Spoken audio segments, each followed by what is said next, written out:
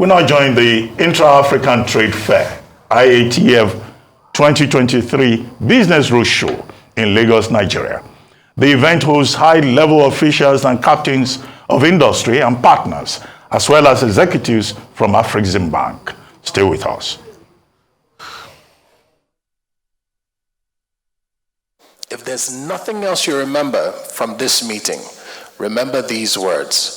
You have to come to Cairo. You have to join us between the 9th and the 15th of November at the Intra-Africa Trade Fair 2023. I'll tell you why. I encountered a gentleman in the last few years, and he was telling me about how his business had just completely skyrocketed and exploded. And I asked him what happened. He had gone into the manufacture of paper bags in his country, which I believe was Uganda. And he was doing okay, but not really thriving. And all of a sudden, through things like the Intra-Africa trade, he started understanding that I can do business outside of my country, because he wasn't prospering as much as he would there. And eventually ran into some officials in Rwanda who said, oh, because we have banned the use of nylon bags in our country, there's for paper bags. And so he went in there and before long became one of the major suppliers to all the distributions, what do you call them?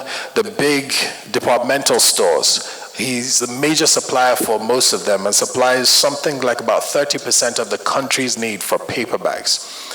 And he would never have been able to do that if he stayed in his country, if he stayed in his little company saying, I just make paper bags for my city. The beauty of what we're doing here is that seemingly overnight, what you're doing in what seems to be a corner of your country could become a global business. And we need to start looking inside ourselves, talking to ourselves as corporates, as SMEs, as governments, as countries. We need to talk more to each other to understand how we can collaborate and do big business. We're talking about possibilities of business up to billions of dollars resident here in Africa. That's what this is all about. So if you don't remember anything else, just remember, I have to make it to Cairo. And then just on a more casual note, if you ever decided to expand your business into another country, you would want to travel to that country, meet a minister, you would have to go through the rigors of booking an appointment, meet a governor, it's like meeting Jesus. You know, it's the hardest thing. To meet a president is almost impossible. You know, you'd chase up chambers of commerce, you'd chase up heads of agencies, you'd be chasing up people to tell you what laws and legislation applies in that country. When you could simply attend Iatf 2023, where else will you find just presidents littering the place, governors all over, chambers of commerce, everybody comes. It is the fastest route to understanding how to expand from where you are to where you want to be, the Iatf 2023. But don't let me tell you all about it. I'll show you a video that will speak to some of the things I have mentioned. Please turn your attention to the multimedia screens behind me and let us learn more about Iatf 2023. Join Africa's premier trade and investment event. Iatf 2023 will provide a unique and valuable platform for businesses to access an integrated African market of over 1.3 billion people with a GDP of over $3.5 trillion created under the African Continental Free Trade Area. Join us at the Africa Automotive Show at Iatf 2023. The Africa Automotive Show will present a platform for auto manufacturers, assemblers, original equipment manufacturers, OEMs, and component suppliers to exhibit their products and also interact with potential buyers and suppliers. It consists of an auto forum, auto show, and B2B and B2G exchanges. Intra-African Trade Fair gives you access to more than 1,600 exhibitors and over 35,000 attendees from more than 75 exhibiting countries. Participate in trade and investment deals worth $43 billion as business and government come together to explore business opportunities. The Africa Automotive Show is anchored around 8 other verticals, and these are the Trade Exhibition, Trade and Investment Forum, a B2B and B2G platform, Country Days, Iatf Virtual, Creative Africa Nexus, AU Youth Startup Program, and Diaspora Day. To participate at the IATF 2023 Africa Automotive Show, send your inquiry today to info@intraafricantradefair.com. The African Export-Import Bank, African Union Commission, AfCFTA Secretariat, and the Arab Republic of Egypt invite you to join us from the 9th to the 15th of November. AfCFTA Secretariat and the Arab Republic of Egypt invite you to join us from the 9th to the 15th of November at IATF 2023 in Cairo, Egypt. Intra-African Trade Fair, connecting African markets. For more information, visit www.intraafricantradefair.com. Awesome. Remember, you can register. It's real simple. Just click on the link on our site. Even on our social media pages, if you go to the bio, click on the link. You can register now. You don't want to be one of those people last minute applying to come. And Afreximbank has done a very thorough job of speaking to embassies, so they're expecting applicants to come through. So don't be afraid. As long as you register and you can show your registration and put that in with your application, I believe you will receive some measure of expediting and fair consideration for your visas. So please make out time to come through. It's time to welcome some remarks. Our first one will come from the Executive Director and CEO of the Nigerian Export Promotion Council. Please put your hands together for Dr. Ezra Yakuzak. Keep clapping till he gets up all the way onto the stage.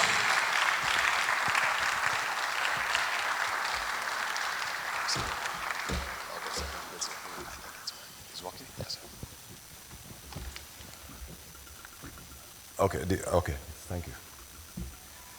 Please permit me to stand on the existing protocol that was established by the MC, because if I start, considering the time constraint, if I start now, I'm sure it will take some time. So I will just go ahead and read my opening remarks. It is indeed a great pleasure to present this brief remark at this Roadshow in preparation for the third Intra-African Trade Fair scheduled to hold in Cairo, Egypt from 9 to 15 November 2023. As we are all aware, the Intra-African Trade Fair was conceived by the African Export-Import Bank, Afrexim, in collaboration with the African Union Commission as an avenue for promoting trade and investment within the African continent. This is against the background that intra-African trade is just about 16% compared to other continents with much higher percentages of trade volumes and values like Europe, which is about 60%, Asia about 51%, and North America 37%.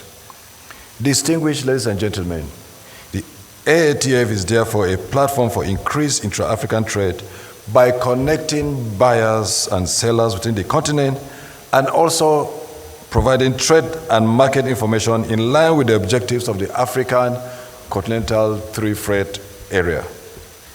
Permit me to state briefly that the NEPC spearheaded Nigeria's participation at the IATF events in Egypt and South Africa in 2018 and 2021 respectively. Most of the exporters who participated at these last two editions of the IATF forged strategic business linkages and generated export orders of various values that have not only increased their businesses, but also the non-oil export performance of Nigeria. These orders are in addition to several product inquiries on the spot assessment amounted to millions of dollars and that took place, signifying wide acceptance of made in Nigerian goods and services across the continent and beyond. Distinguished ladies and gentlemen, this roadshow is therefore a welcome development in creating awareness of the benefits of the IATF to Nigeria. On its part, the Nigerian Export Promotion Council has, through its various programs and initiatives, built capacity of SMEs to enable them increase and improve on their products' quality and quantity in readiness for the challenges thrown up by the African Continental Free Trade Area and preparatory to the IATF event in November this year. These include emphasis on value addition, quality/standard requirements, certifications, and improved product packaging for international markets. Similarly, the NEPC has commenced mobilization of various stakeholders to ensure Nigeria's adequate participation in this forthcoming IATF in Egypt. Distinguished ladies and gentlemen, to this end, the NEPC is collaborating with relevant strategic agencies like Bank of Industry, Nigerian Export-Import Bank, NEXIM, and the Small and Medium Enterprise Development Agency, SMIDAN, to secure space, design, and construct Nigeria Pavilion for exhibitors' participation. We have also commenced the process of selecting exhibitors with a view to ensuring that the right products and services are displayed at the event. Distinguished ladies and gentlemen, due to Nigeria's strategic position as a giant of Africa, the expectation on us is high. We should therefore take advantage of the IATF to showcase our vast resources in agriculture, solid minerals, entertainment, information and communication technology, fashion, the creative arts, and attract trade and investment into our country. In this regard, there is need for massive publicity and sensitization of relevant stakeholders on the importance of the fair. As part of our efforts to provide visibility to the event, the NEPC will soon commence advert placement of the fair on its website and other social media platforms. On this note, I wish to express my profound appreciation to the board and management of AfReximbank for pioneering the IATF. I also thank our strategic partners, that is Bank of Industry, NEXIM, SMIDAN, and other agencies for their commitment towards ensuring Nigeria's participation at the event. I look forward to Nigeria's successful outing at this year's IATF. I thank you all for listening. See you in Cairo. Thank you.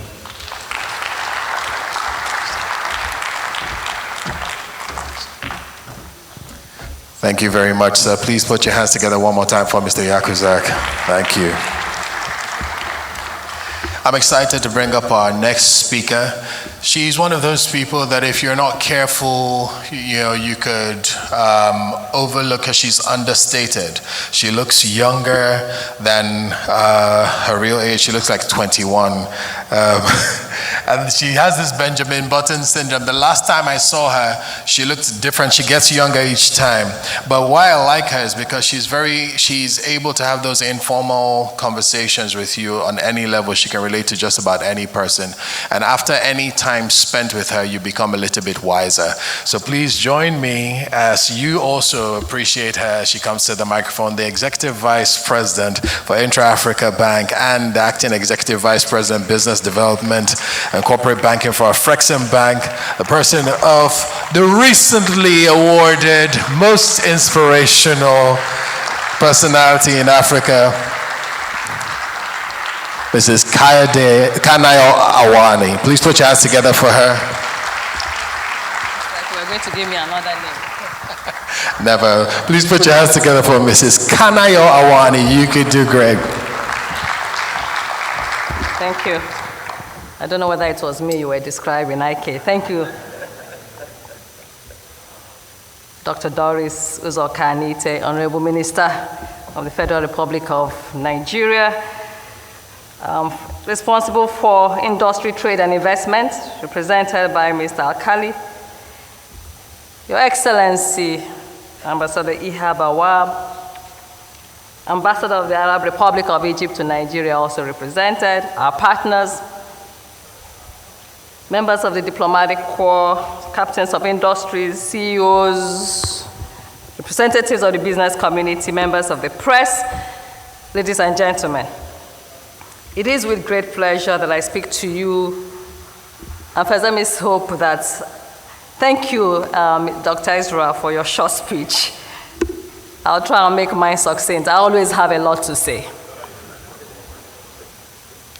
It is with great pleasure that I speak to you today on the occasion of this high-level business roadshow in this vibrant cultural, financial, and entertainment hub of Africa, Lagos.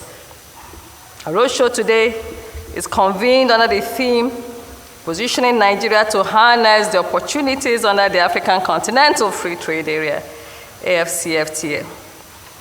Permit me at the outset to thank the Honorable Minister, who is represented by Mr. Akali, as well as our partners, but I must call out Dr. Ezra Yakusak, who is Executive Director, CEO of the Nigerian Export Promotion Council, Mr. Kayode Peton, Managing Director, Bank of Industry, who is ably represented by Mr. Leonard Kange, my brother, Mr. Abubakar Bello, Alba Bello, the Managing Director of Nigerian Export-Import Bank, also represented by Tayo Omidiji. Thank you for coming, and thank you for providing us the support as we organize this roadshow year on year over the years, as Dr. Ezra just mentioned. Today's roadshow will provide all of you, especially the business community, the critical information on the trade fair, its relevance to Africa's transformation and integration ambitions, and the opportunities it presents for Nigerian businesses to expand their footprints across the continent. I know Nigeria is a big market, but there are markets outside of Nigeria that businesses can take advantage of. The third edition, as you are aware and has been stated, will hold in Cairo, Egypt between the 9th to 15th of November 2023.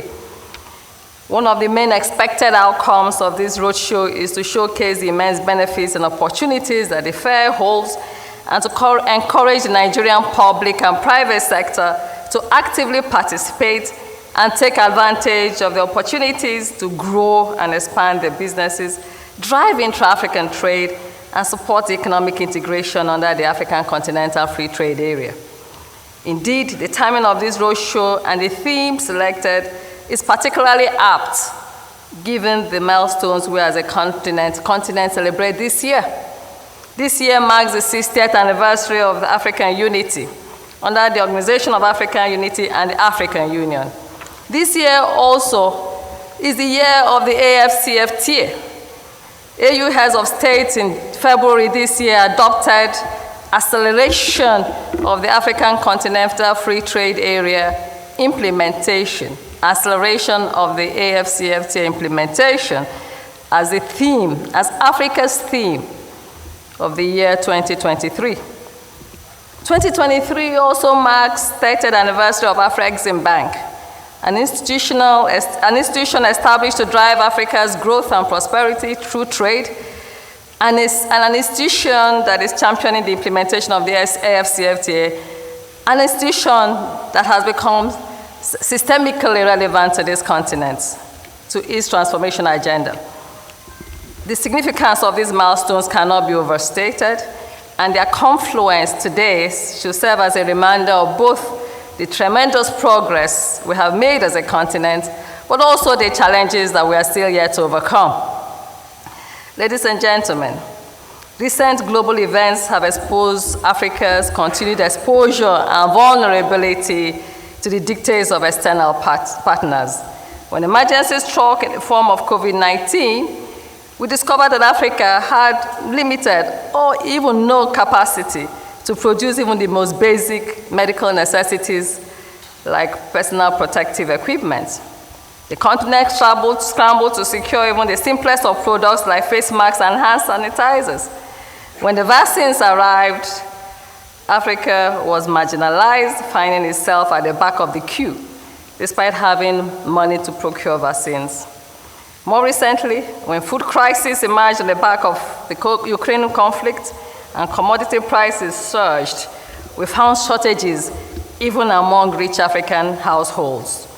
These, among other aspects, exposed our collective vulnerability and inability to respond in times of crisis, despite having attained mass independence in the 1960s. Indeed, the message by the great Pan-Africanist and the father of African independence, Kwame Nkrumah, who prophetically stated, and I quote, "Independence is only the prelude to a new and more involved struggle for the right to conduct our own economic and social affairs. I think I'll take it again. Independence, I guess political independence at the time, is only the prelude to a new and more involved struggle for the right to conduct our own economic and social affairs. This statement made over 60 years ago continues to ring eerily true today. It underlines the position that despite attaining political independence, Africa's emancipation was far from complete, and the battle for economic independence still lies ahead. The battle continues to rage and makes it imperative for us to work collectively to find African solutions to African problems facing our continent. 60 years ago, at the meeting of the then Organization of African Unity, our leaders, in those nascent days of African political independence, had the foresight and vision to recognize that the journey to economic independence was still ahead and required deliberate actions. Among the others, they called for, at that time, in 1963, establishing a free trade area between the various African countries. They also called for a restructuralization of African international trade. What did they mean by that? That we need to change the structure of our trade, the structure of exporting raw materials and to countries outside the continent, and in turn importing finished products. Developing trade, they also called for developing trade among African countries by the organization and participation of African trade fairs and exhibitions, and by the African trade fairs and exhibitions. They did try. The first one was held in 1972 under the first trade fair. It was called the All Africa Trade Fair, was held in 1972 under the auspices of President Jomo Kenyatta. But it didn't go far enough. They also called for the granting of transport and transit facilities. And finally, the establishment of an African Payments and Clearing Union. 60 years on, this vision is being translated into reality with the establishment of the African Continental Free Trade Area. The reorientation towards greater intra-African trade and integration, the creation of an intra-African trade fair, or the recreation of an intra-African trade fair, now under the auspices of the African Export-Import Bank and partners like the AfCFTA Secretariat and African Union Commission, as well as the establishment of the Pan-African Payments and Settlement System, PAPS, and Afreximbank's Africa Collaborative Transit Guarantee System. Perhaps the key demonstration of ensuring that we take our collective destiny in our hands is the establishment of the African Continental Free Trade Agreement. The AfCFTA is a clear signal of the political will and the desire to reverse the trend of external reliance and commodity dependence, and to ensure that as a continent, we take our collective destiny in our hands. It is for this success, it is for the success of the AfCFTA that the Iatf, that the PAPS, that the Transit Guarantee Scheme, and all other several initiatives have been developed. At AfreximBank, we see the AfCFTA as a game-changing initiative that will allow us to reverse engineer the colonial strategy that I just mentioned a few seconds ago, of extracting raw materials and dumping manufacturers in return. A strategy that saw economic policy in Africa being reduced to rudimentary procedures of gathering crops and battering them, and ensuring that our countries do not trade with their neighbors. We must ride on the AfCFTA and the collective will of our leaders and all African people. Your Excellencies, distinguished ladies and gentlemen, the historic agreement establishing the AfCFTA was signed in 2018 and entered into force on the 30th of May 2019. To date, the AfCFTA has been signed by 54 out of the 55 AU member states and ratified by 47 African state parties. And trading under this historic agreement commenced on 1st January 2021. This agreement, the AfCFTA, or the area, creates the world's largest free trade area since the creation of the World Trade Organization by number of participating states. United as a single market, the AfCFTA creates a market of 1.4 billion people with a combined GDP of over 3.5 trillion US dollars. But note this, with a business and consumer spending estimated to reach 6.7 billion by 2030. It will serve as the backdrop for a deeper economic integration and economic emancipation, the AfCFTA, that is. It will pave the way for increased investment in productive sectors, enhance trade linkages between African member states, and drive the structural transformation of our economies. However, its success requires more than a legal framework for liberalizing trade. It requires deliberate actions to connect African markets and exchange information, deliberate actions to facilitate the movement of goods and the payments of such goods, and bold and innovative financial instruments that empower us to reduce our reliance on primary commodities and develop industrial and technological capacity that will drive sustainable development. It is for this reason that Afreximbank has made intra-African trade and implementation of the AfCFTA, as well as industrialization and export development, the key priorities under our 5th strategic plan that ended in 2021 and our current 6th strategic plan. This is a recognition that our development ambitions are intrinsically linked to enhancing trade amongst ourselves and ensuring that Africa moves forward, or moves up, rather, moves up the value chains in a global economy dominated already by manufactured goods. Promoting intra-African trade and implementation of the AfCFTA agreement, therefore, remains the arrowhead of Afreximbank's 6th strategic plan dubbed Impact 2026, extending the frontiers. To optimize the benefits of the AfCFTA agreement and support its implementation, we have put in place at Afreximbank a range of financing and facilitation products and initiatives in its support. And among them, and perhaps one of the most important, is the Intra-African Trade Fair. Distinguished guests, among the biggest constraints confronting intra-African trade is the issue of information asymmetry. We remain unaware of the trade and investment opportunities that exist amongst each other. Yet we are more aware of those that exist outside the continent. If I were to ask a Ghanaian, there may not be one here, but who knows? A Ghanaian footwear manufacturer to source leather is most likely to look to New Zealand, South America for supply. Yet, countries like Nigeria, Ethiopia, Burundi, and Sudan have the supply capacity to meet this demand. If I were to ask an Ivorian retailer to procure apparel, she will most likely turn to Vietnam or Bangladesh. Yet, Lesotho, Kenya, and many others, even Ethiopia again, have thriving apparel industries. West Africa alone, if I should go on, imports meat products worth more than $3 billion annually from Argentina and Australia.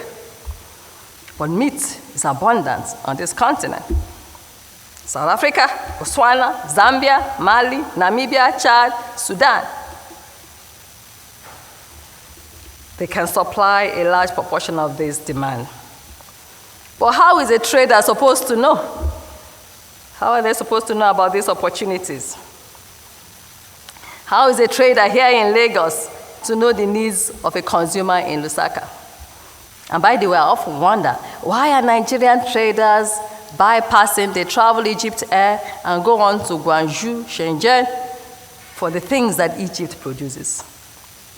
How is a clothing manufacturer in Lesotho going to know that a thriving apparel market exists in Burkina Faso as well? To overcome this dearth of trade and market information and support the implementation of the AfCFTA, the bank started working, this is the reason we started the trade fair, with the African Union and other strategic plans, and launched the Intra-African Trade Fair in 2018. Or dare I say, relaunched it. The Iatf, which holds every 2 years, is a platform to do exactly what I just highlighted, to connect buyers and sellers across the continent, as well as investors to investment opportunities within the continent.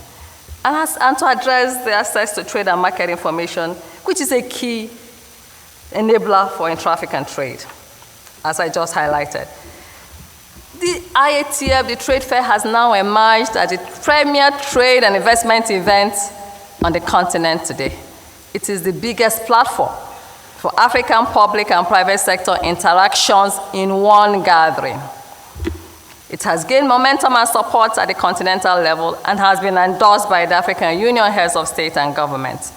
Underscoring the high importance of the IATF as a continental initiative, the African Union Summit in 2023, as I mentioned earlier, just for emphasis, approved the theme of the year as the acceleration of the implementation of the AfCFTA. The IATF is the marketplace for the AfCFTA. Your Excellencies, Afreximbank is not only spearheading the IATF to support the AfCFTA, but we are also at the forefront of supporting African trade. And we have developed a number of financing and facilitation instruments to support trade, to support your trade, and to support your investments. Time is fast spent and may not allow me to go through all of them. But I'll just try a few, because I think I'd like to use this platform to pass on some information that will be useful to Nigerian businesses. So we at the bank intend to double our financing of intra-African trade to $40 billion on a revolving basis by 2026, up from $20 billion. Between 2017 and 2021, we disbursed $20 billion for intra-African trade alone on a revolving basis. Intra-African trade and investments.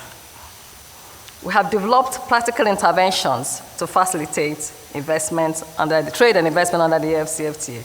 We are also working with the AfCFTA Secretariat to put in place an AfCFTA adjustment fund to facilitate and provide support through financing, technical assistance, grants, and compensation funding to AfCFTA parties, but also private enterprises to adapt to and effectively participate in the AfCFTA. The board of Afreximbank approved and committed $1 billion to support the funding of this initiative and actually offered a $10 million grant that will facilitate the establishment and operationalization of the fund. It is open to private sector businesses who want to retool, expand, to take advantage of the opportunities.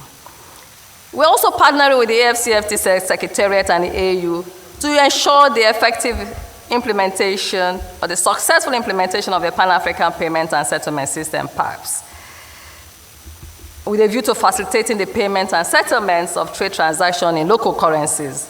This will address a challenge of currency inconvertibility and foreign exchange shortages that hamper intra-African trade across our continents.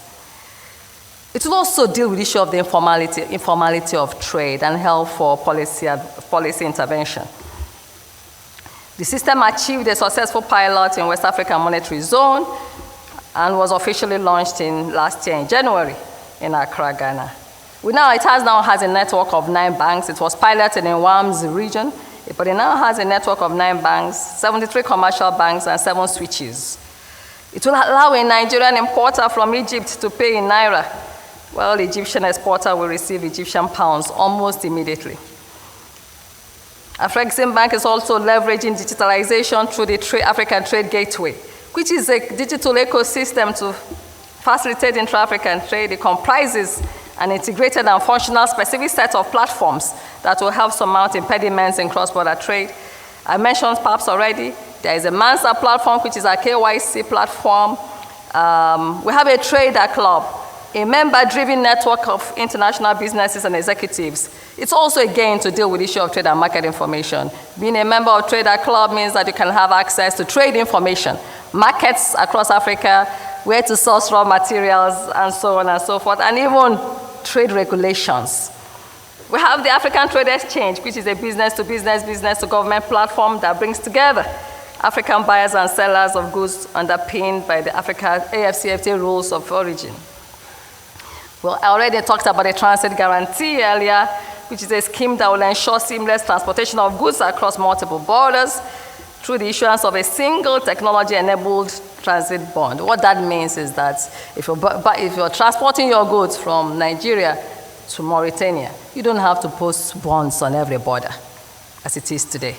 The bank, this scheme by Afreximbank is backed by a $1 billion commitment provided by the bank, and is currently being implemented in the Comesa region as a pilot.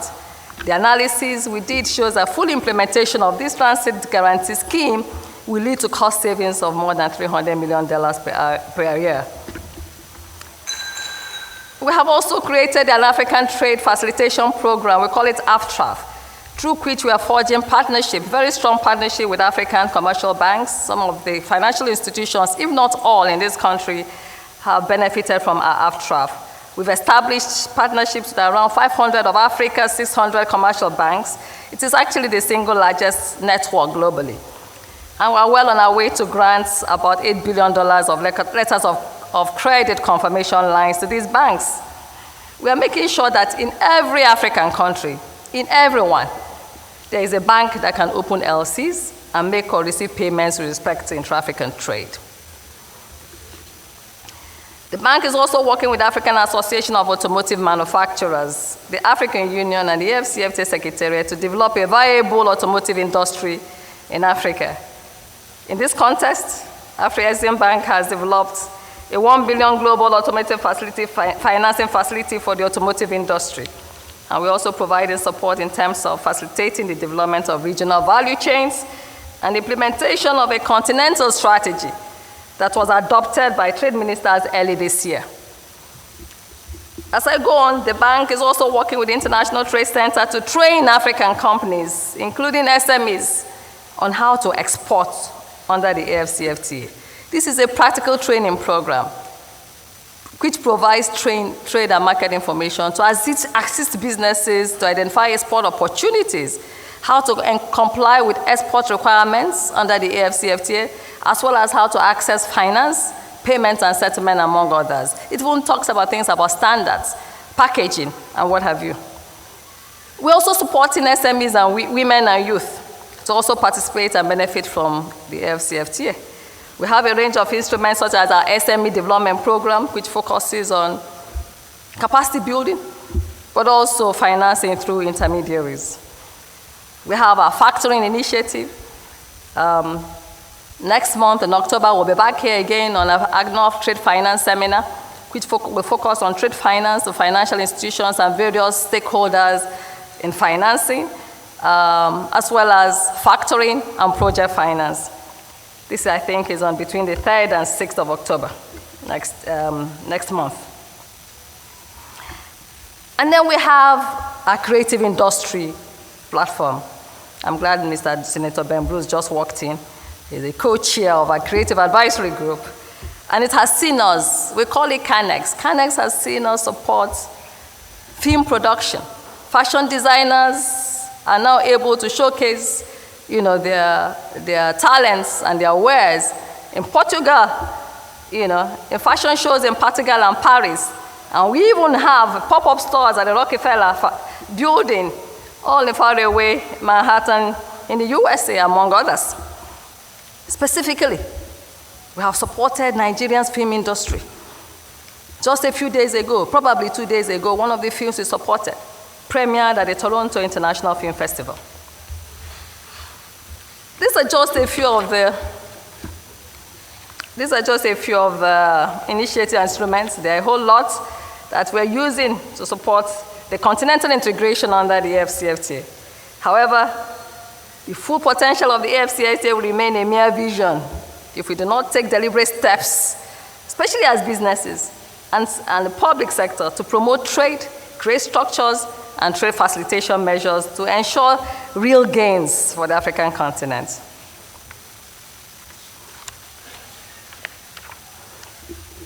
Having set the context and highlighted some of the bank's interventions to support African trade, allow me to once again turn back to the trade fair, IATF 2023, and why it makes sense for you to participate. The inaugural trade fair held in Cairo, Egypt in 2018 was a resounding success.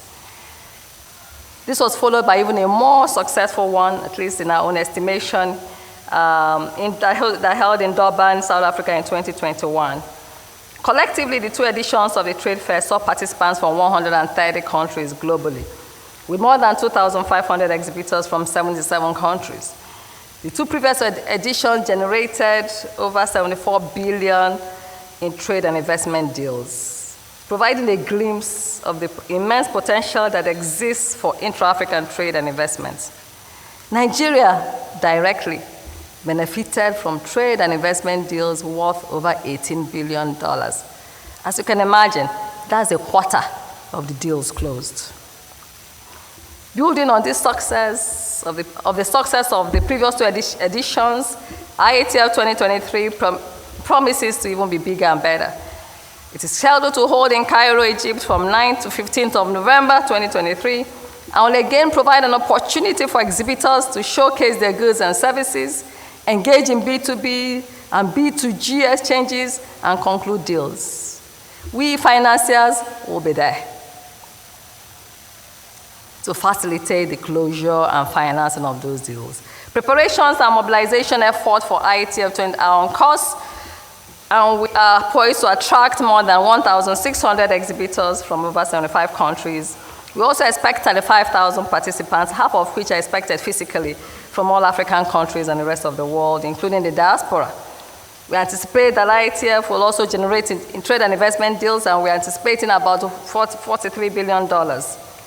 In addition to the exhibition, IATF 2023 will also feature a world-leading trade and investment forum, which provides an opportunity for the public and private sector to debate policies and find practical solutions to challenges faced by the private sector, including SMEs, women, and youth. It is also a platform to showcase Africa's creative talents and opportunities through our Creative Africa Nexus, CANEX program. We will also have the dedicated auto forum, Diaspora Day, and a youth startup program. We're also taking the IATF to Africa. We're also taking the IATF 2023 to Africa and the world through an IATF virtual platform which will allow exhibitors to showcase their goods and services and engage with potential clients in a digital environment, and that can continue even after the physical trade fair is done and dusted. The bank has developed an African buyers program. This is to reorient African buyers and importers to encourage them to buy African products. At IATF, we are targeting to mobilize more than 500 buyers. We urge all buyers in Nigeria to enroll to the African Buyers Program and participate in IATF, and also benefit from the trade financing, trade facilitation, and advisory and market intelligence services provided. On the program today, there will be a more detailed IATF presentation, which will provide additional information on the trade fair.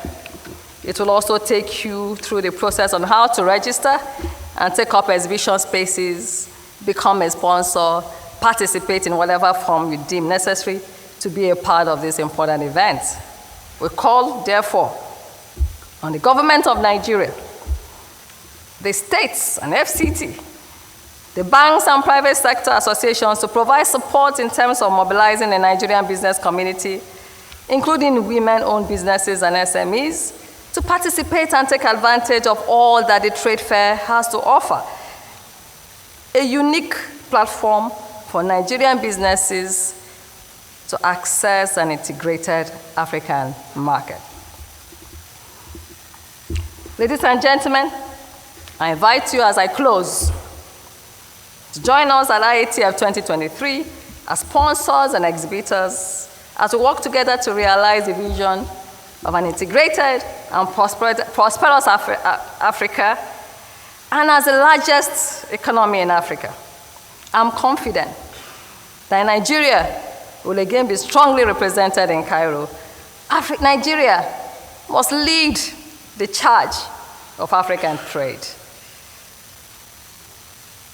Recall, let me just think of the Ella Fortes mentioned something in her poetry. She says, remember, this is Africa. Opportunity doesn't come knocking at you. You go look for it. In this particular instance, opportunity is looking for you. we're knocking on your doors. I look forward to seeing you at IATF 2023. Thank you for listening to me. Thank you, madam. I would like to ask you to please wait behind and let me invite for a quick photo opportunity. I'd like to also invite the Executive Director and CEO of Nigerian Export Promotion Council, Dr. Ezra Yakuzak. We want to get a quick photo, and then we will move on with our program. Thank you, sir. I think we'd like to have you center stage for the benefit of the photographers. Thank you. While she was speaking and she has mentioned him, someone snuck in. If anyone in Nigeria was ever to be credited with the title, the father of entertainment, it would be him. Please put your hands together for the co-chair of the Africa Advisory Group of Afreximbank, Senator Ben Murray Bruce. He single-handedly rebirthed the culture of cinema, coming to watch movies at the cinema here in Nigeria, something that had died and been forgotten. But we're glad that he has done that. Thank you, ma'am. Thank you, sir. I think we've gotten all our photos. Thank you. Please put your hands together for them.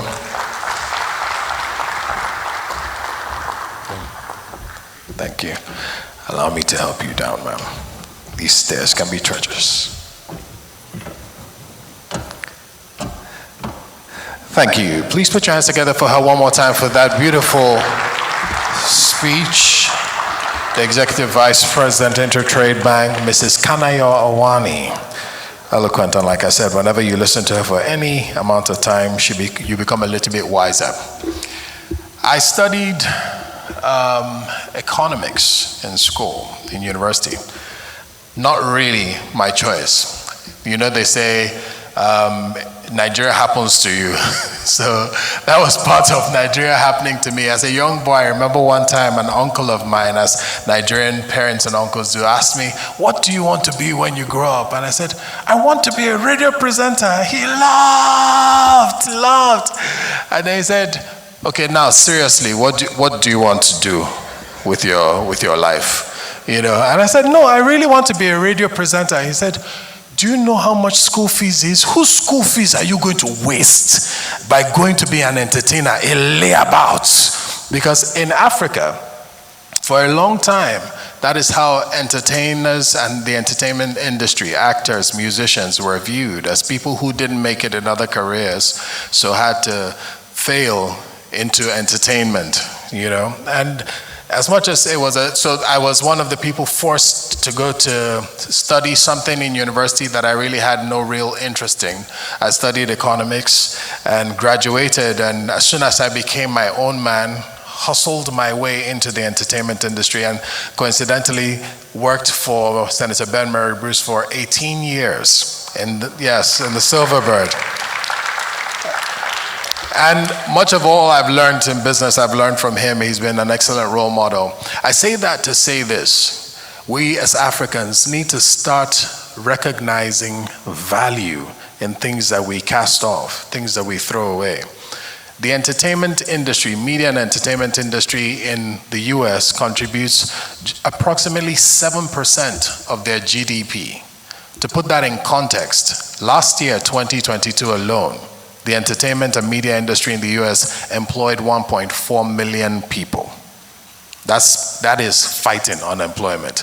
The entertainment industry alone accounts for $717 billion contributed to the American industry. Here in Nigeria, it's just to shout, you know, but we don't really know that that's industry that we are leaving. That's why I appreciate Afreximbank. Afreximbank, in the midst of all of that, you know, everybody chasing telecoms, banking, oil and gas, Afreximbank recognized through the Iatf that there's industry here, there's money here.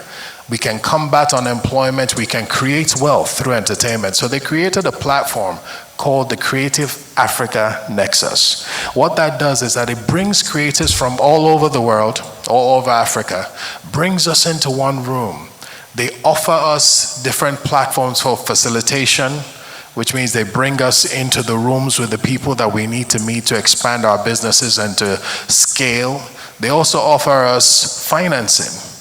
Platforms to say, okay, look, you're doing a good thing with your businesses, but Silverbird, as well as it does, only has, I think, about 5 cinemas across the country. Where in the US, one movie can gross up to $100 million. The reason they can do that is because they have 1,000 cinemas. So people who own businesses like this or studios can scale their business with the right amount of finance, and you can multiply where you're operating out of and really increase the amount of your product. So one of the beautiful things, like I said, my favorite part of the IATF, I'm totally biased because I'm an entertainer, is CANEX. And I want to show you a little video that will tell you a little bit more about what CANEX has to offer and why you have to be there for the IATF 2023. Please turn your attention to the multimedia screens behind me. This will not take long at all, but it will be very insightful. Enjoy. There is no doubt that Africa boasts an abundance of creative talent. And Afreximbank acknowledges that the creative industries are of tremendous economic value to our entire continent. The Creative Africa Nexus, CANEX, debuted in 2021. As a mechanism created by Afreximbank, CANEX has been designed to facilitate the development and growth of the creative and cultural industries in Africa and the diaspora.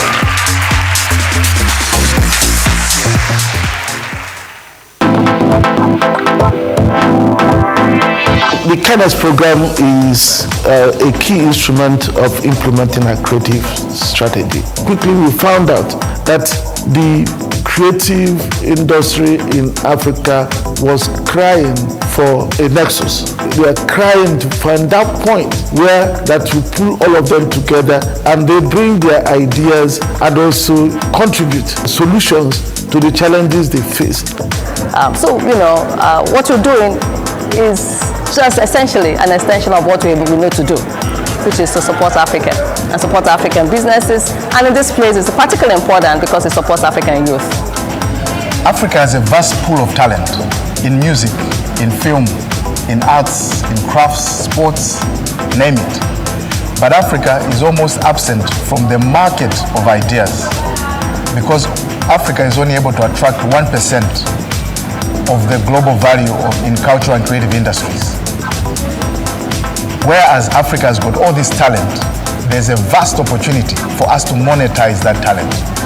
And as a bank, we have seen this as a low-hanging fruit in order to create jobs, develop our young people, put forward to them an opportunity to come out of poverty and make something out of their lives. So the Creative Africa Nexus is about connecting the creative economy, connecting the creatives to market opportunities, connecting them to opportunities, to platforms for mentorship, twinning services, capacity building, financing.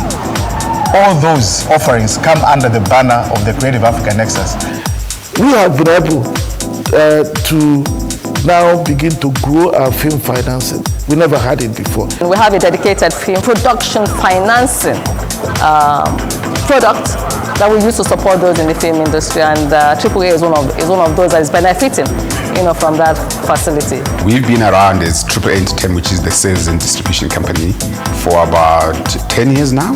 For most entrepreneurs in the continent or filmmakers, access to financing is becoming the biggest stumbling block. So it was a painful process going from bank, trying to beg, and then the client said, listen, have you checked this bank called Afrexim? When Afrexim came, their rate is way lower than what we can borrow here in South Africa. It's incredible. We want to make sure we reduce to the barest minimum the constraint that credit causes. Creative economy has got that potential to have a massive upside. Afrexim understands that. It's got, of course, the return on investment at whatever percentage they give you. But if they come in, even especially when it comes to equity or making sure they give you IP, the upside could be massive. 3, 2, 1. We're big on capacity building. We think there are gaps there, and that's one of the things that Afreximbank is has tried to address the capacity, skills, knowledge gap. Establishing the design studio of Aza Fahmi that helped raise the next generation of jewelry markets and designers. I'm proud to have teamed up with African Export-Import Bank to share my passion with people who have the same desire. This is an investment to make sure that the legacy, that the tradition of Africa are really passed to all generations, so that we've got this, knowledge of jewelry, which is not only great today, but it has to be great tomorrow. On behalf of the African Export-Import Bank, I would like to welcome you all to the Cookout Africa Interactive Masterclass. Some of the members at the bank saw me writing these songs with these individuals on my Instagram and asked would I like to bring this to Africa. And so we launched the Cookout Africa as a partnership between my company and Afreximbank, who I'm extremely grateful for. And over a 2-year period, we've hosted 10 cookouts across the continent. Well, we're out here at the CANEX Music Factory where we are having fun and, interacting with the local artists. And we're really grateful, with the support with the Afreximbank, which is showing through this program of CANEX. And I hope we're going to have a fruitful, massive One Africa, One Village, showcasing our cultural spirit.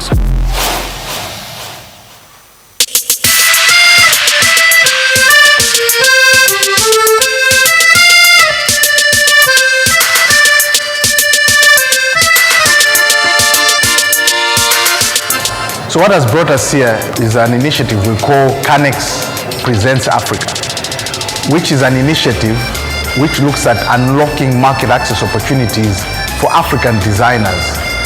And we're here in Tranoi, where we have come with African fashion designers and accessory makers who were previously also under this program together with us in the Portugal Fashion Week. We aren't acknowledged for, creating quality and great craftsmanship when all those things do come from Africa. So it is good to bring those things in this space and for people to see that it's almost at the same level, if not better. So it's very good that, for a financial institution to understand that fashion is multifaceted and there's so many things that spill into it is such a beautiful thing. Being part of the CANEX group is really phenomenal because my journey with CANEX started last year when we showcased at Portugal Fashion Week.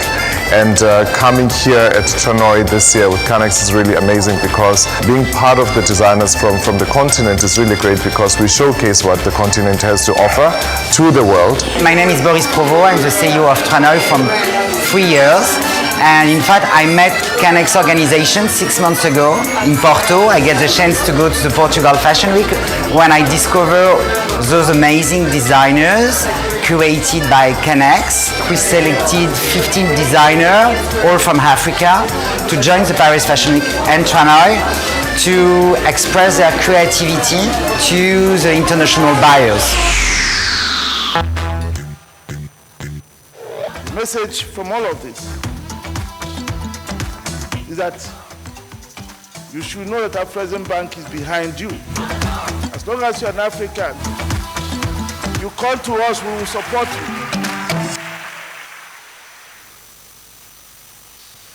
Well, you can put your hands together for CANEX. You've got to love the work that CANEX has done. And I want to thank the bank again because of the work done, especially over COVID. You heard Vincent Barry, the American musician and producer. He produced some of the songs on Beyonce's Lemonade album that won her several awards. CANEX brought him in and had him produce songs with Africans all over the continent. Put out the songs, they made money from the songs, until today those songs yield royalties to Africans who might not have had a chance to meet a celebrity, but now they met someone who has achieved on that level and then earning Forex now, thanks to the work at CANEX. Well done, madam. Thank you very much. Next, we're going to go to a panel discussion. To do business anywhere in the world, you have to be able to discuss with not just other business people, but you have to be able to understand what is permitted by government in those regions. And things are constantly changing on the geopolitical scales and regions in Africa.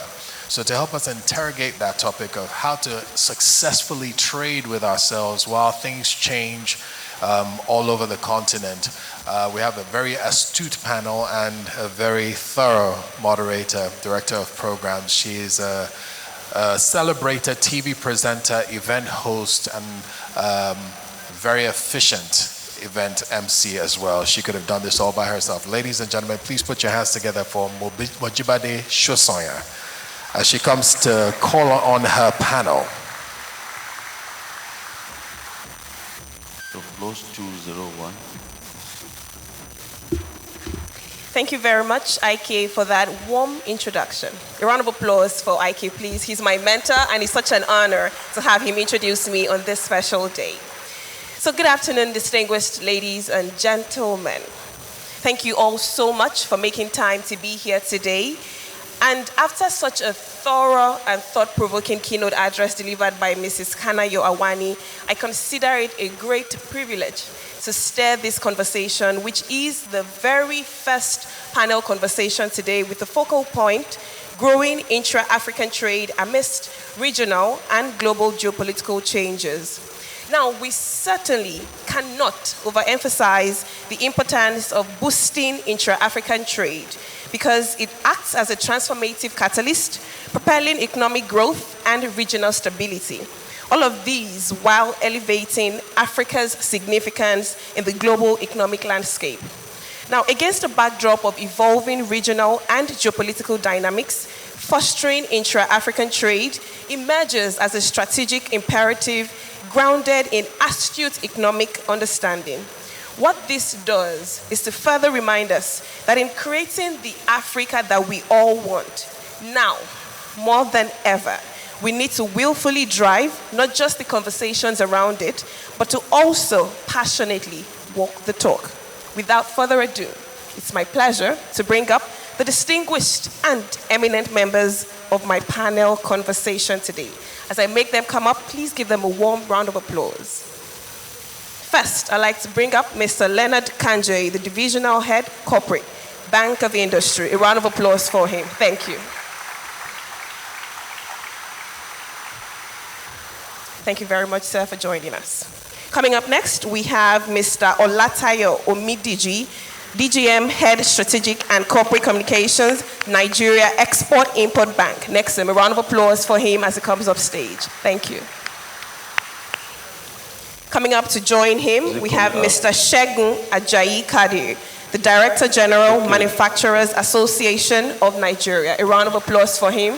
I love that he's representing our culture. A round of applause for him, please. Thank you very much for joining us today. Finally, and certainly not the least, we have Mr. Eric Monchu Itong, the Regional Chief Operating Officer, Anglophone West Africa, AfReximbank. A round of applause for Mr. Eric, please.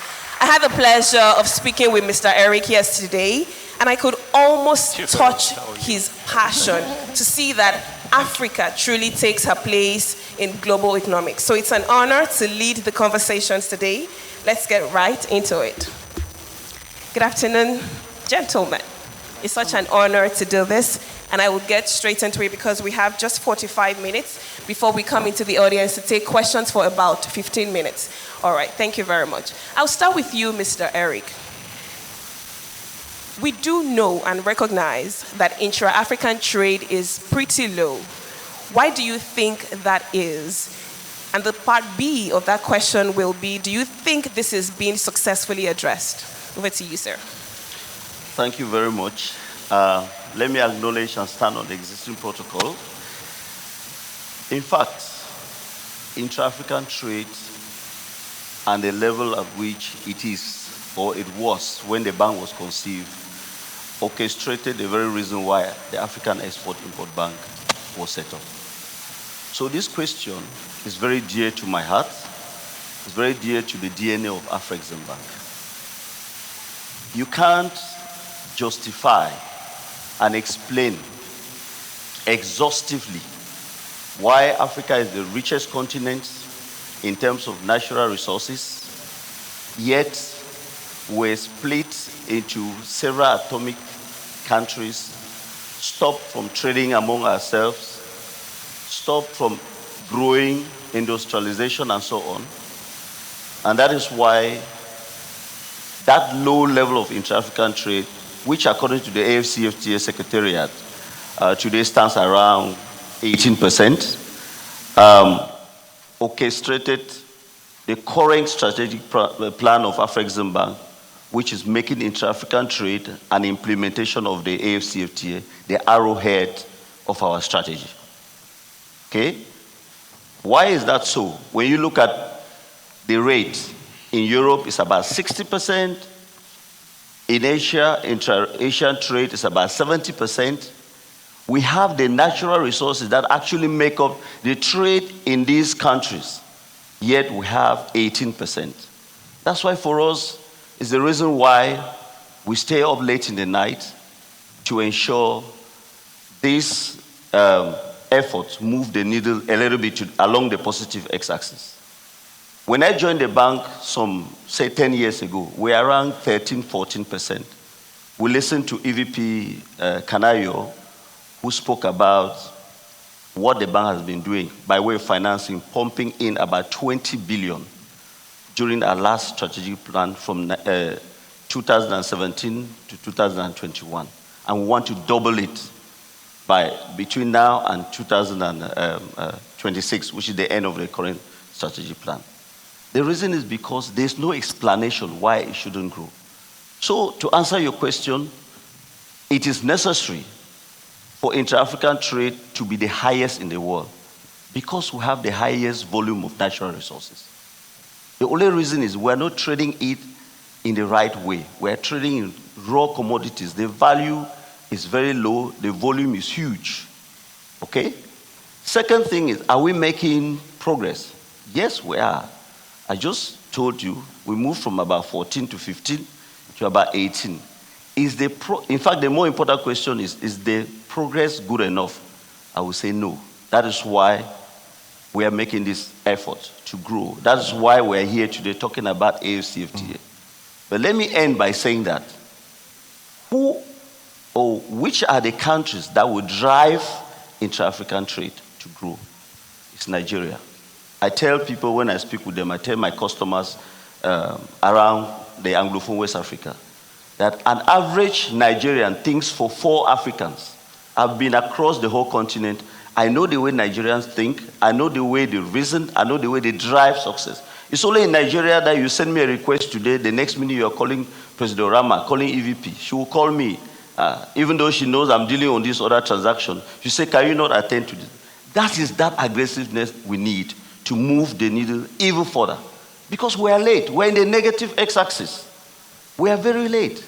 So there is some progress, but it's slow enough. I don't see why we are always last in terms of trade when we are the richest. Let me stop here because these things are sometimes quite personal, and when we start speaking, we can go on to eternity. Thank you. Thank you very much, Mr. Eric. Remember that I said a round of applause for him. I spoke with him yesterday, and I could almost touch his passion when it comes to intra-African trade. Thank you so much. And indeed, you know, Africa is blessed and rich, and we must take our rightful position. Well done to Afreximbank for the excellent work that you're doing. I like the self-appraisal, that there's still a lot more work to be done, and we're looking forward to greater success stories in the future. Thank you. Now, my next question will be to Mr. Leonard.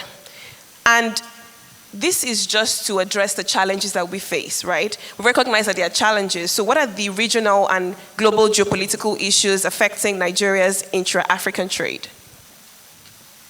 Thank you very much. These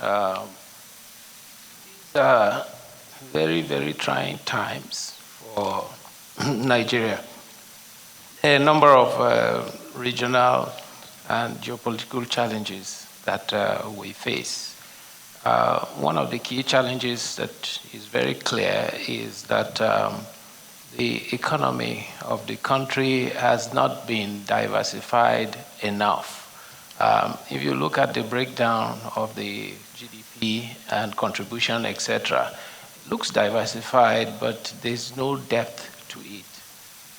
Revenue is 100%, almost 90% dependent on oil. And even in that oil contribution, there's a lot that has been left untapped, because what we're doing is we're exporting crude oil. Now, everybody knows that crude oil, there are so many derivatives in the entire value chain. That's one area. There's even also the other aspect of it is the various infrastructure that is required in order to produce. We have the DG of the man here.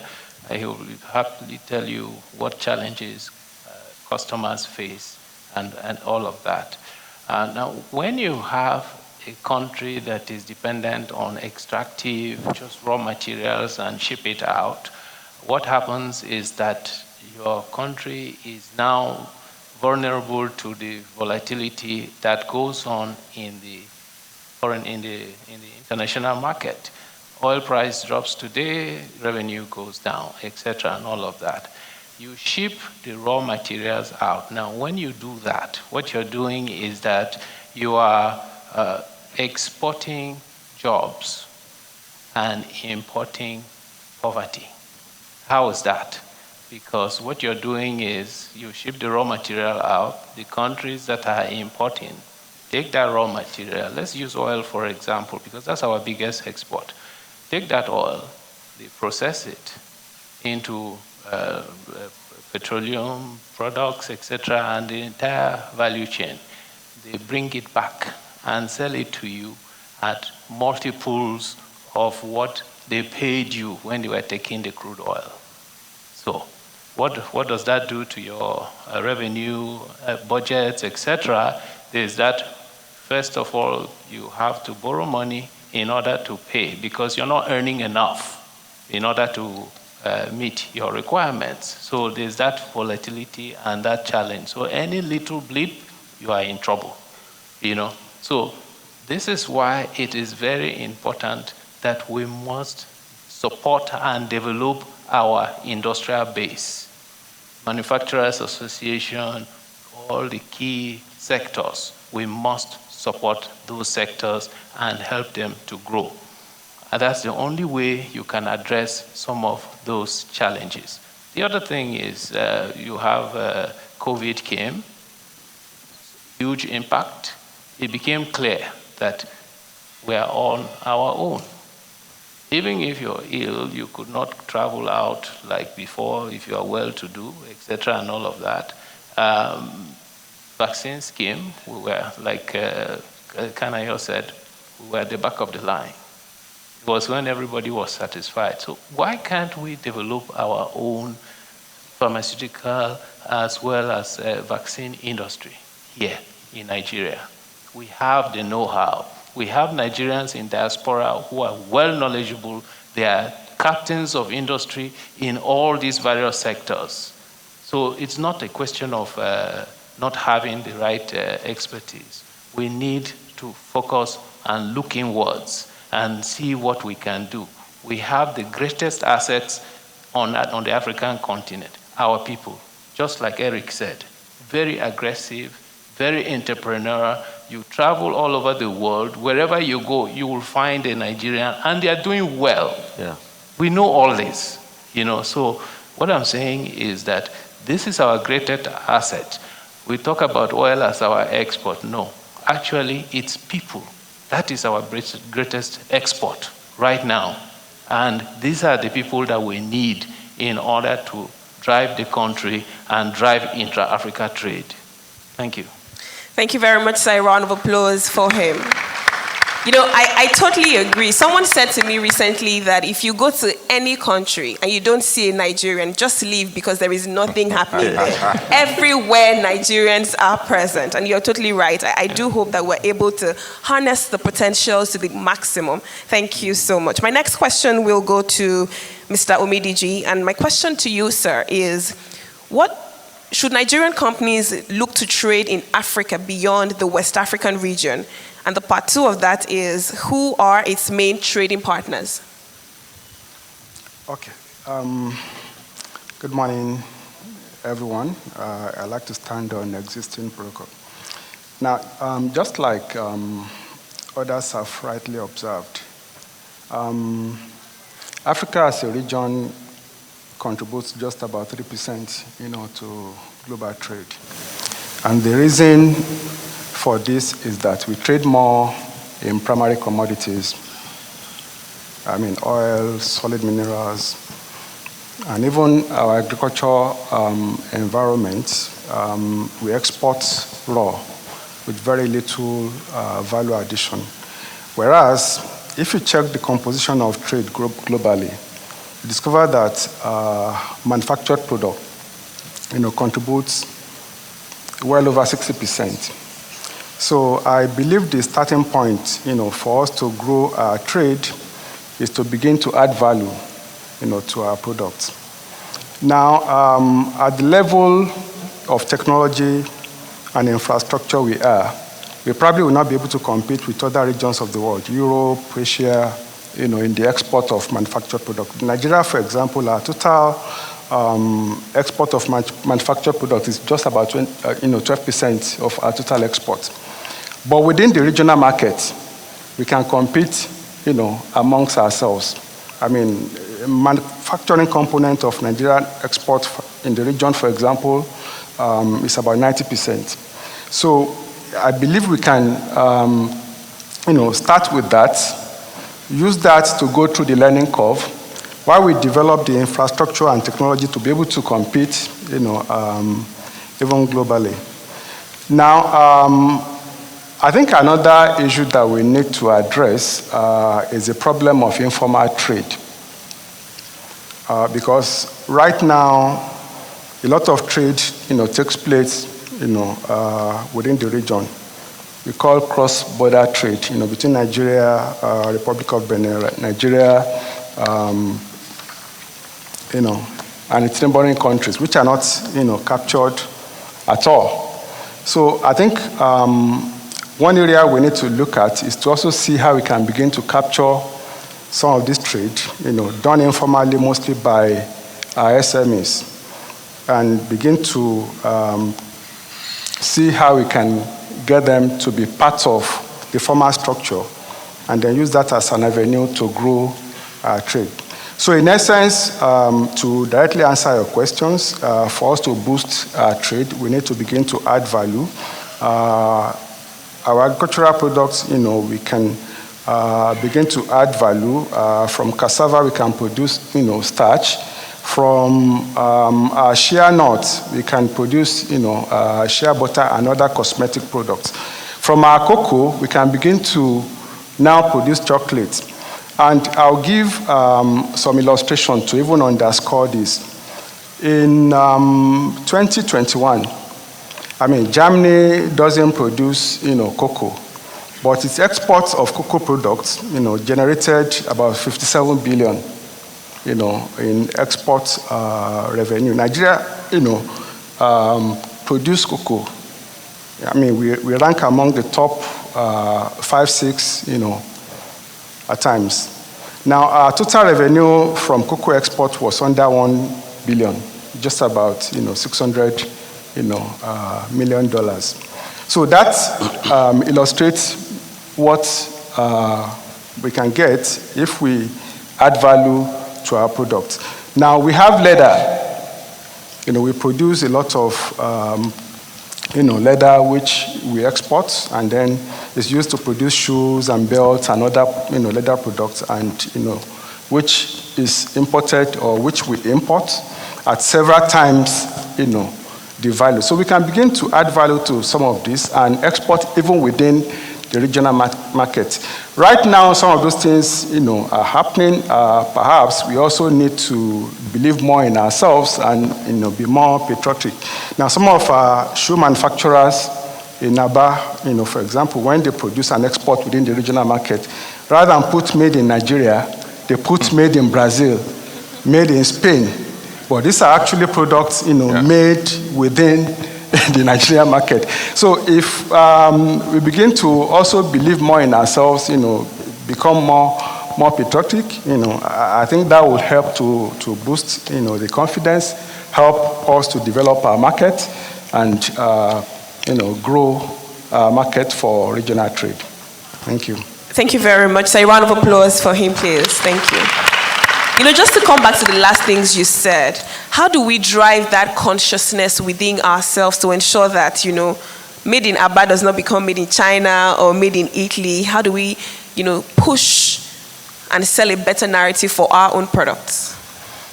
Okay, I think it's about also working on the psyche of Nigerians, because we believe that anything import is of better superior quality. Now, the example of shoe product that I was telling you, this was actually a customer of Nexin, you know, who displayed, you know, his products at a trade fair, and he put a price to it. It was, you know, made in Nigeria.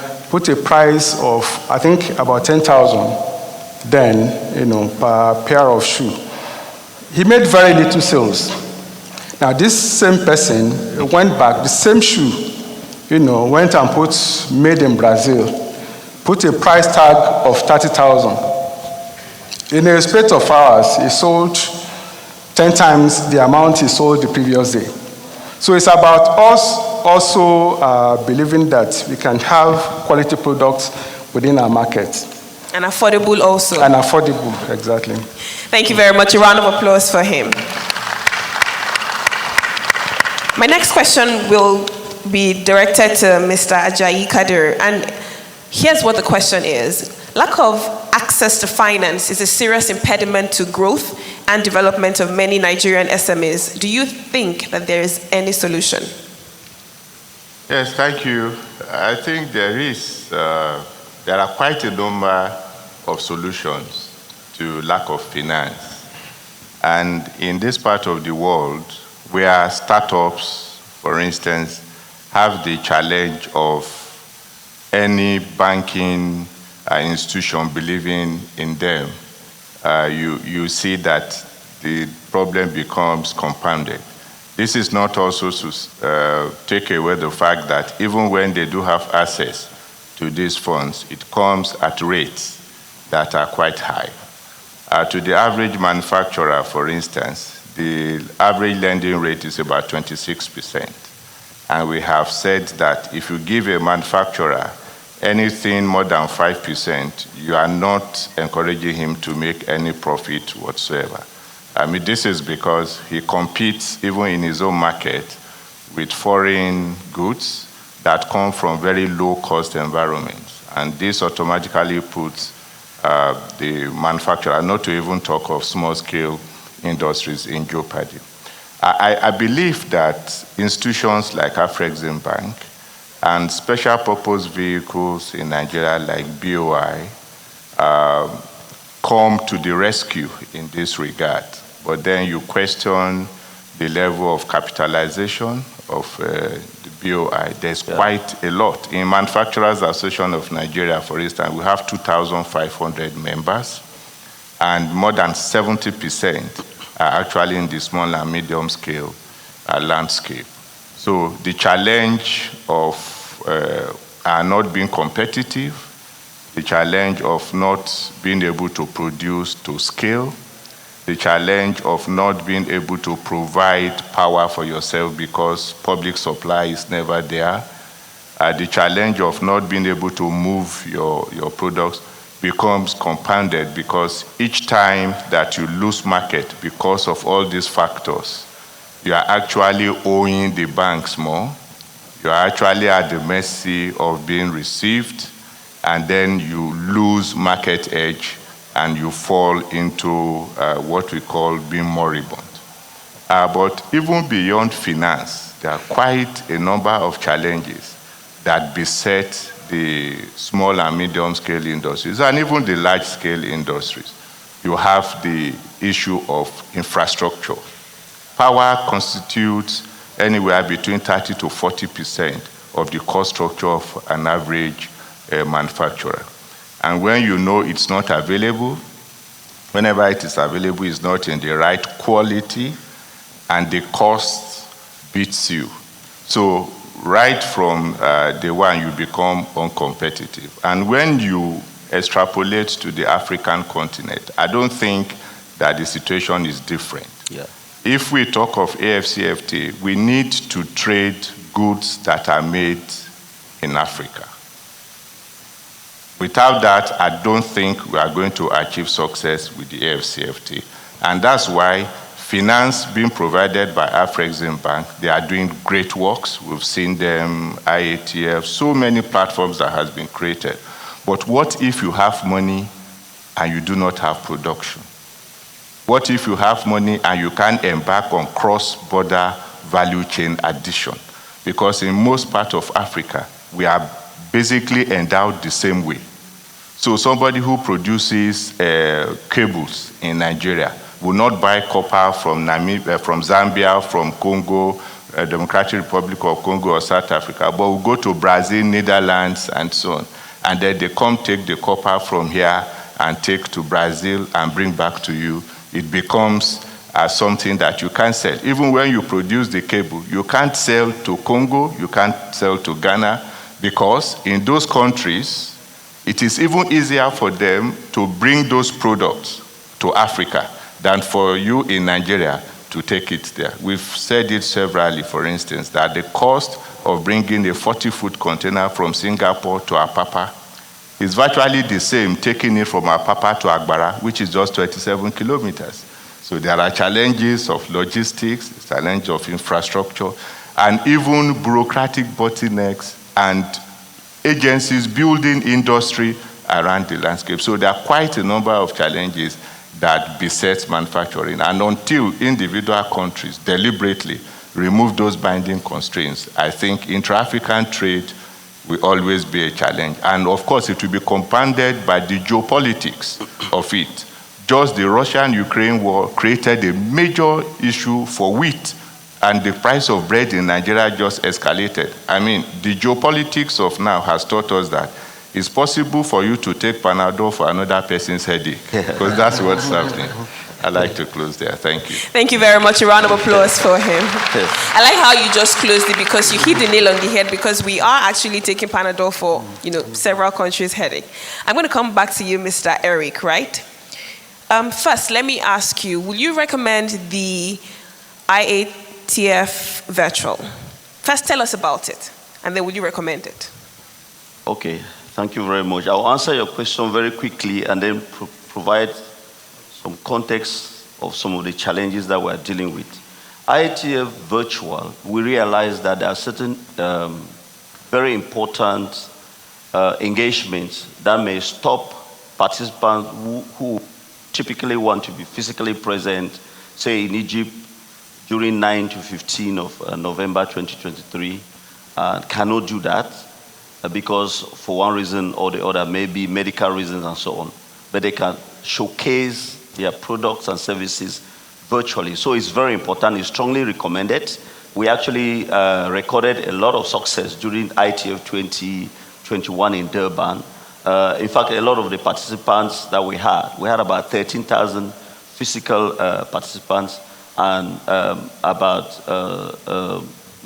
slightly more than about 16,000 joined virtually. So it's something that I would strongly recommend for participants who cannot make it there. But that said, it is always good to meet people face to face. So don't use this to stay away and then decide not to go because you know ITF virtual is. While we market and recommend it, it should only be used if you can absolutely not be there. But let me just allow me a few seconds. Let me reposition our conversation. We're talking about how to promote intra-African trade despite the challenges or amidst the challenges of increasing geopolitical risk.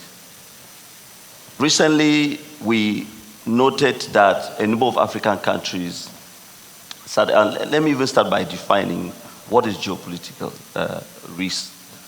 It's risk stemming from when a country is relating with another country.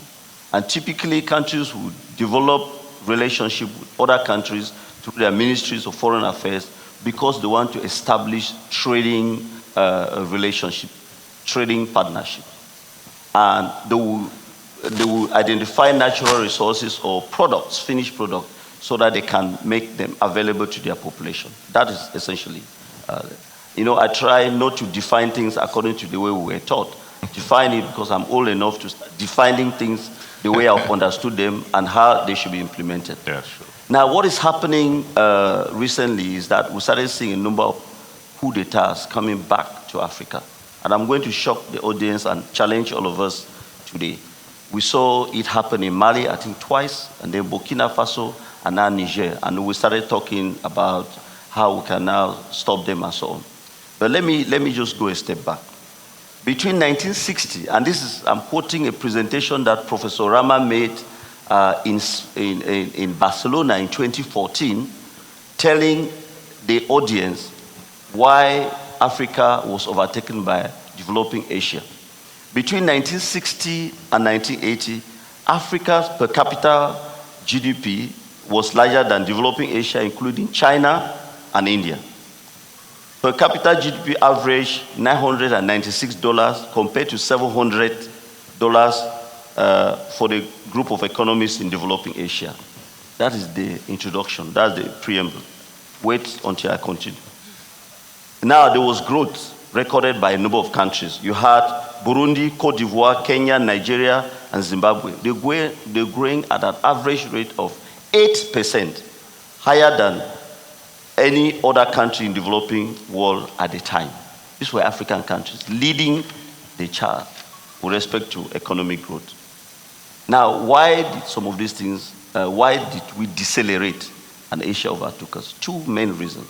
The first reason is the global financial crisis that started on the 12th of August 1982, where the Minister of Finance of Mexico declared that Mexico will not be able to pay its debt to the US banks and the IMF at that time.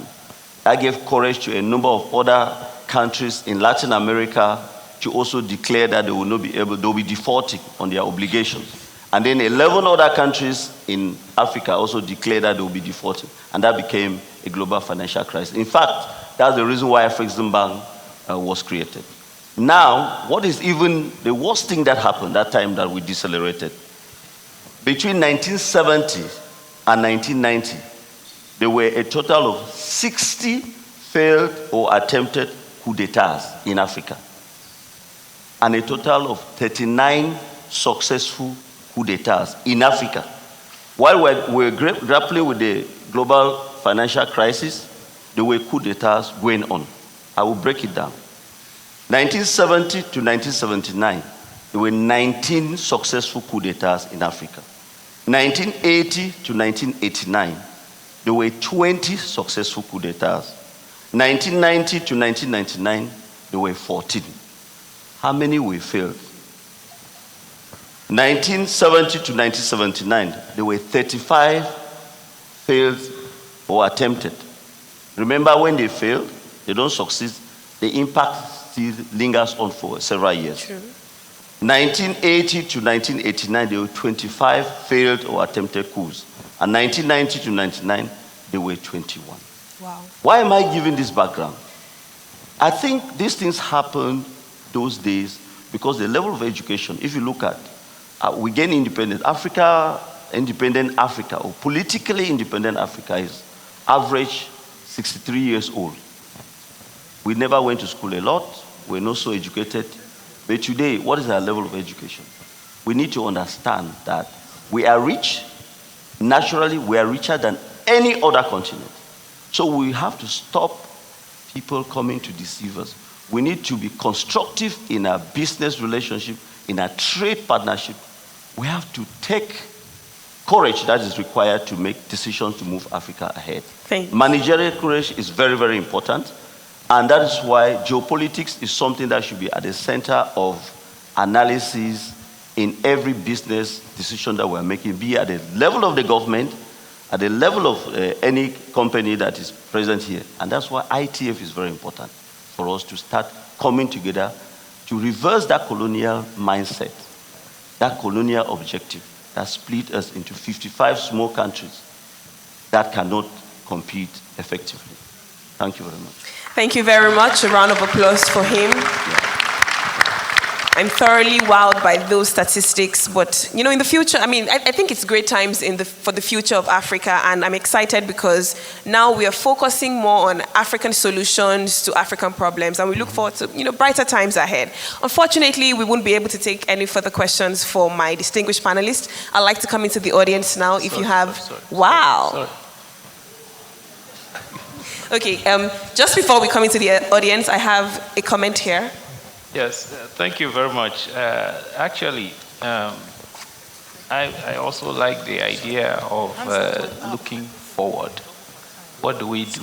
How do we take advantage? Is there a market? Where is this market? Etc. and all of that. Just to give you a few numbers. Africa, on average, according to the ITC, value of imports is about $671 billion annually, right? Okay. Now, going by the AfCFTA, what it means is that those imports that are coming in are being produced outside Africa.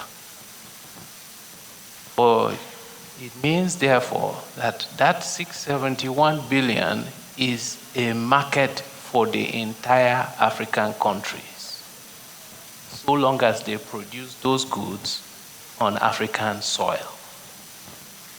That's the opportunity. And this is growing every year. Let's break it down a little. In manufacturing, if you are in the manufacturing sector, auto parts and auto cars that are being imported into Africa, 36 billion. That's a market for the auto industry, immediately, that you can look at if you want to target and say, I want to grow my business with the Iatf. Iron and steel, $28 billion. That is also a market that is available. Plastics, $18 billion. Textile and garments, $12 billion. Time was when we had our textile industry was the biggest employer in Nigeria. This is an opportunity there. Medicaments, $8.7 billion. In the energy sector, it's even worse. Refined petroleum, $38 billion. If our refineries, Dangote refinery and all our refineries begin to work, that is a market that they can immediately tap into and begin to earn this foreign exchange that we keep looking for every time. Crude oil, $10.7 billion. Gas. Agriculture, sugar, $6.9 billion. Rice, $6.7. Rubber, $5.7. Oil palm, $5. The point is that the market is there. Now we have to take advantage of this market.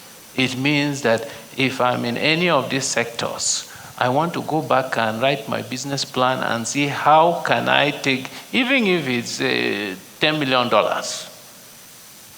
or 20, that's the market. That's the opportunity. And that's why we must say a big thank you to Afreximbank for initiating the Intra-Africa trade, because they have used their convening power to bring the entire Africa together. And with that, we can actually look into each other and say, you are producing this, you are producing that, let's come together. Bring your raw materials. I don't have to go to Europe, to Italy, wherever, to go and get my raw materials. I can get it from Cameroon, I can get it from Togo, I can get it from South Africa, everywhere. It's there. That's the opportunity. So we must make a conscious effort to work together and forget our differences and all these artificial borders that were created by the colonials. They put a line here and said, this is Cameroon, this is Nigeria, etc. But you look at that line, you see brothers and cousins living on both sides. Thank you. Thank you very much. I really wanted us to address the Made in Africa initiative, but you have already touched on it, so thank you very much. And now let's come to our estimable audience. Do we have any hostess? Okay, great. Okay, please introduce yourself and tell us who you're directing your question to. Yes. Not you, sir. Not yet. Please hold on, sir. Thank you. There's someone at the back. Thank you. My name is David Etim. I'm the president of the Calabar Chamber of Commerce, the project implementation team leader of the Calabar and Gulf of Guinea Municipal and Trade Center project, and the president or the chairperson of the Organized Private Sector Forum in Cross River State. Now, my questions spread across evenly, seemingly so. Yes, Africa has raw materials. Africa has manufacturing capacity to some degree. But since the death of Nigerian National Shipping Line, Black Star Line, the Congolese, and the Ivorians, Africa has no connectivity. 75 to 85% of global trade is carried by water, okay? And then roads, rail, air share the remaining. Africa has no connectivity. I would like to use the opportunity of this to challenge Afrexim as well as the Africa Development Bank to think about the development of African connectivity for Africa by Africans. That's one. On the issue of manufacturing, the DG man spoke about, it's a guy from Nexim that spoke about informal trade. Now, the issue with the informal trade thing is that the packaging sizes, because they are mostly SMEs, the packaging sizes are very small, okay? And so they don't have the economics of scale. Now, for African trade to drive effectively, consolidation must be addressed. Inside of consolidation, standardization will also be embedded in there. Now, IATF, let's see how we can, working with the private sector. The AfCFTA is, yes, the government signed the agreements, but it's the private sector that's going to operate it and make it happen. Right. So let's see how we can engage to address the issues of consolidation, standardization, and package sizes. Financing. The African banks, African governments are addicted to borrowing, and so they drive up the cost of money. Okay. Now, I'm glad to hear that the current government is looking at of weaning itself of the addiction, okay, and trying to be more creative in wealth in appropriating funds, okay. So that once that happens, the DG of MAN said it. For manufacturing, any cost of money that is above 5% is you can't touch it if you're in manufacturing, okay. And for Africa to grow and convert our raw materials to whether they are intermediate products or finished products down the line, manufacturing must take place on the continent. And so I do believe that we should address that. Now, I'll close with the issue of containers, boxes. Is it a question, sir? That's my last one. The boxes. Africa, ISO maritime so we can take certified marine box containers. Africa needs its own boxes. We can't drive trade without boxes, okay? So we need to be able to address how we are going to begin to build boxes for Africa, by Africa, on the continent. Thank you very much. Thank you very much for your contributions. I think they were mostly contributions. You're amazing, thank you. For our subsequent questions, please let's keep them as questions because of time. We have another panel which we must take and we don't want to keep you all waiting for too long. Thank you. Can you please come towards this side after that? No, you can take that then come here. Thank you. Thank you. Good day, everyone. My name is Yvonne. I'm Group Head Strategy at Keystone Bank. Okay, my first question is, I know that Afrexim has done a lot in promoting intra-African trade, and we all know the opportunities that the AfCFTA presents, but I'm wondering, how has the Afrexim leveraged the regional blocks to propagate trade across Africa? What has been the role of the authorities and bodies in the ECOWAS, the EAC, and the COMESA? We can't really feel that they are involved in this initiative. That's one. Bringing it down to Nigeria, the question is, one of the speakers mentioned how a trader had to put in made in Brazil to be able to sell his goods. So the thing is, what efforts are we making to create awareness? China faced a similar challenge and they created a Made in China 2025 initiative, where the government actually invested in technology to push the manufacturing sector. So are there plans, that this is going to happen? Because, we can't change that perception overnight without putting in the work. So those are my two questions. Whether Afrexim has leveraged regional blocks, and whether there are plans on the way to, change the perception about the low quality of Nigerian products. Thank you very much, Yvonne, for your questions. Do we take the answers straight up, or we accumulate the questions? I think we can just answer them straight up. Maybe we'll take one more. We'll do three. Okay. Can we have the mic? Senator Bruce had his hand up. Okay. Thank you very much. It's a great event here, and I know everybody on the panel, but I think one area we have not addressed is leadership in Africa. I think some of us are subjected to the most incompetent leaders in the world. And these incompetent leaders make it impossible for us to do the things you all talk about. I think it's nice what you said. I don't support military coups, but if I was to take a guess, how many African leaders, 54 of them, can sit here and have an intellectual conversation, understand basic economic principles? If they don't, how do they sell it to their people? That is a problem. Two, and another of these solutions, if every African government says to the people, if you fly only your carrier, what happens to the aviation industry? Because you're flying only your carrier. I was going to speak at Harvard University. They said, for them to pay for my ticket, I must fly an American carrier. If you represent Nigeria at the United Nations, you must fly a Nigerian carrier, and if not, an African carrier. That should be a law from African leaders. Secondly, why do the British, the Americans, charge so much for visas? It's a reciprocal agreement. It's because we charge too much to come to Nigeria. But look at it this way. How many British, Americans, Germans, French want to come to Nigeria, come to Africa, versus how many Africans want to leave the world? If we drop those visa rates, they have no choice but to drop theirs. Now, the reason we charge so much for visas is because we do not send money to the embassies to look after our embassies. So they collect the $50, $100 to look after themselves. So they charge a lot to stay alive. So because they want to stay alive, in the countries we send them to suffer, we, millions of Nigerians, paid 100 times more to go to those countries. So these are very simple things that we should look at. Yeah. Okay? Maybe if we have an IQ test for our leaders, that could help. You know? If we don't, you see, look, it sounds funny. It sounds funny, but just look at it this way. How many African leaders can sit here and have an economic conversation?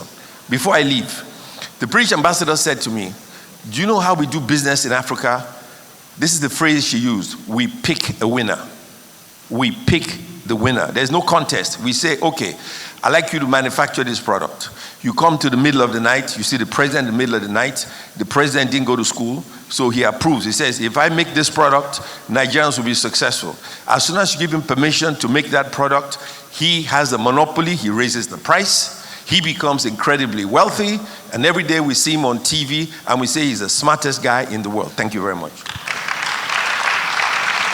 Senator Ben Murray-Bruce has just dropped some germs for us to think on. Thank you so much. A round of applause for him one more time. Yes, we'll take a final question from this side of the hall just to spread it evenly. No, you're taking it from this side. Thank you. Okay, sir. I was the first to raise my hand, and no. I apologize. It's okay. Yes, it's not please, English. go ahead, no, sir. my name is Mansour Ahmed. I have the pleasure of being one of the ambassadors of Iatf, and I have attended the two previous ones, and will be attending the next one. And I'm asking a question. I'm not making a long remark. First of all, referring to all the comments that have been made, three things have been identified. First of all, we start with Mr. Eric. He showed that political stability has been one of the causes of the problem. And of course, we understand that. So Shegun of the Manufacturers Association said lack of infrastructure is the cause of the problem. Yes. And all the others, you see, we identify the the remote causes. But the real cause of Africa's failure to compete in the global economy is that we failed to keep up the productive capacity of our economies and our continents, particularly our manufacturing capacity. Because today, the only way to trade is to trade in manufactured goods, industrialized industrial products. Because if you produce cocoa, you will be at the mercy of the buyer. If you produce iron ore, you will be at the mercy of the buyer.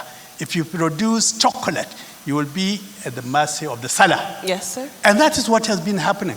And that is why the East Asians that Eric spoke about overtook us, because they turned their attention to manufacturing, to producing what they need to consume and what they need to export. And if we don't do that, yes, we thank Afreximbank for creating the economy, the financial system to support financing. We thank Afreximbank for facilitating trade through Iatf and, of course, through many other offices. But what can Afreximbank do to specifically focus on developing and promoting manufacturing of goods and services, of goods that we consume? Because it is only when we produce goods that are consumed by Africans that we can trade within Africa. So my question, therefore, is that, yes, Afreximbank has done a lot of initiatives, and we thank Afreximbank for this effort. But what is Afreximbank doing to focus specifically on promoting and boosting manufacturing capacity? Because at the end of the day, yes, CANEX is fantastic because it boosts our economic capacity, it boosts our GDP significantly.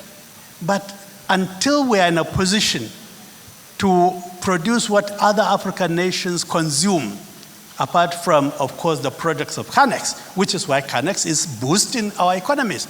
Until we are in a position to produce what our economy, what our people in Africa need to consume, we will not be trading significantly. We will still doing only 15, 16% of our total production.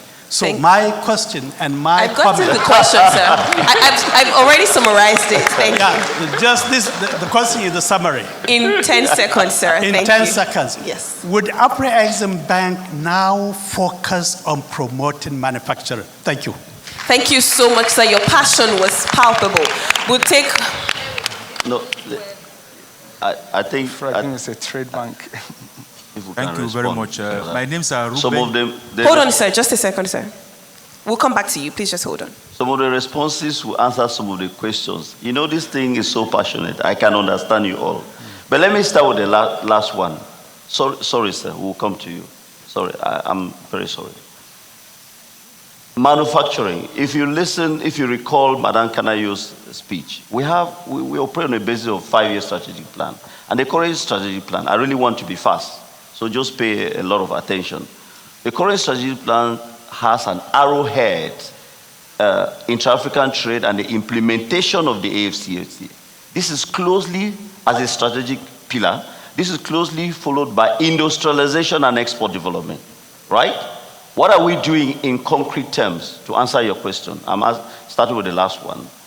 We are working with partners like the Arise Integrated Industrial Platform to promote the implementation of industrial parks, special economic zones, special agro-industrial parks, like in countries like Gabon, Benin, Togo, Cote d'Ivoire, Nigeria. Recently, we started a project with the government of Ogun State, having completed the Africa Quality Assurance Center that will enable us to test and certify agro-processed product for domestic consumption and export into any other market. We are doing that in partnership with Bureau Veritas. That initiative will be rolled across the continent.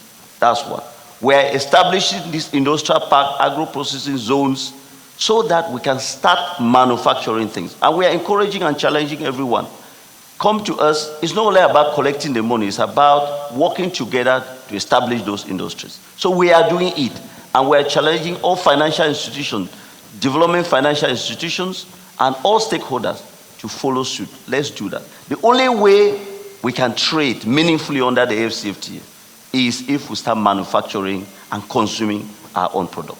So, Mr. Chairman, we are doing that. I can give you more data. But let me quickly talk about leadership issue that Senator Ben Bruce highlighted. I know, and these are my personal views, not Afreximbank views, I know that you need support for you to become a president. You need to belong to a political party, you need to belong to the ideology, you need to be elected primary, and then you are now president. So some people put you there, they put money, they tell you, and most often they start then dictating how you lead. So you lose your manhood, you lose your sense of direction, you lose everything because you are now a puppet and they are telling you. We should stop that. For me, I say, if you are elected as president, that's the highest position you want to have in any country, right? You should be ready to even die. After all, those who gave us political independence, they fought and died. It is responsible to die honorably because you're defending your country. That's why you see president like President Paul Kagame, you see the way they are doing things. You listen to President Ruto. How do I need to trade with Burundi?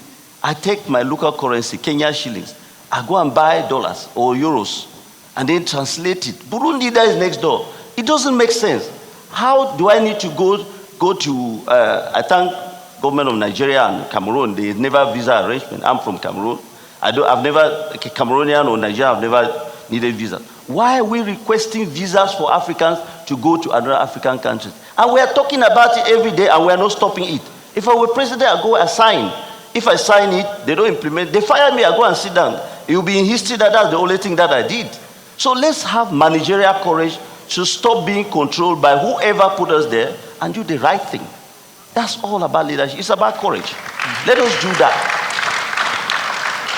We've gone to school, we read the same book, we studied abroad, we taught some of these, I don't want to be so negative, we taught some of the partners how to pass exams, yet we're the last all the time. Why is it like that? Because we don't lead the right way. Leadership is about loving people. You don't lead yourself. Stop being selfish. Just lead like a father leads the family. You sponsor this child and sponsor this one and sponsor this one so that they can all be successful. That's the way we have to lead. By the way, it is enshrined in the African culture. We lead by living together. But we don't have that leadership in Africa. And thank you very much. And thank you for the initiative, Senator Ben Bruce, you are taking on promoting a creative. One of the things that I say to Madam Kanayo is that if you look at what it takes for me to finance, say, the construction of this building is a lot of money. But if I put 5% or 10% of that money in the creative industry, I will bring an even higher return. And that's why Afreximbank is focusing on promoting the creative. Just to touch on the first question that my brother David Etim from Calabar highlighted. He said, we don't have our own vessels and so on. I want to add that ocean-going vessels that come from Asia and Europe are the 4th highest emitters of greenhouse gases. So if we have our own vessels, the shorter distance that they cover, it will reduce greenhouse gas emission. Even though Africa is below 3%, and where I come from, in the Central African region, the equatorial rainforest is actually a net absorber. We will even reduce the Africa contribution for that. That's why Afreximbank has a merchant marine financing to finance vessels so that we can move our products and services to other African countries. Thank you very much. Let me stop there. Thank you very much. We are now out of time, completely out of time. We do have another panel, but our distinguished panelists are still in the room. If you have any questions, please feel free to ask them. We were going to talk about the Made in Africa initiative because I know Yvonne had raised it. It was also here, but we'll talk about it. We can speak to the DG right after this panel conversation, but unfortunately, sir, I apologize. We won't be able to take any further questions. I apologize to anyone whose question was not taken right here. You can meet our distinguished panelists right off stage to have your questions asked and answered. Thank you very much. We'll take a group photograph and then we'll exit the stage with a round of applause. Thank you. It has been an honor serving as your moderator for this panel conversation.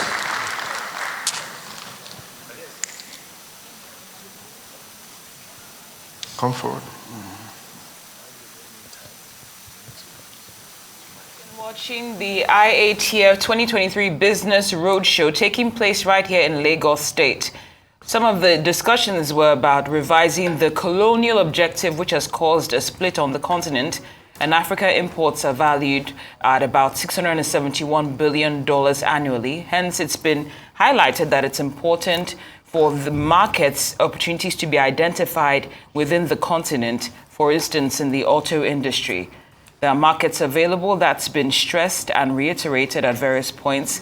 And it's also been stated that it's left for those in the continent to take advantage of these markets and get rid of the colonial borders and finally get into the walk of a visa-free continent and not the talk of it. The next session will be on Made in Africa goods.